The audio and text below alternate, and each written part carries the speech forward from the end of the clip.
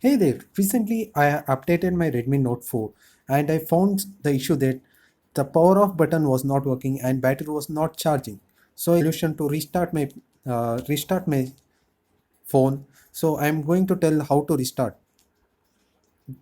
Go to security, click on the settings button on the right corner,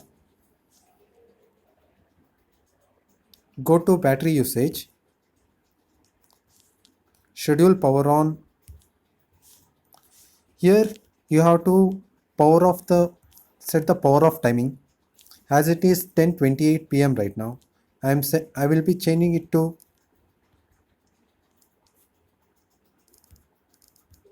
10:30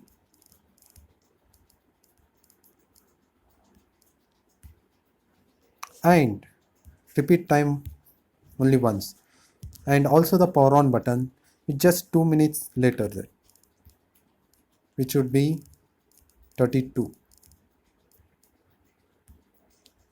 and repeat only once and okay.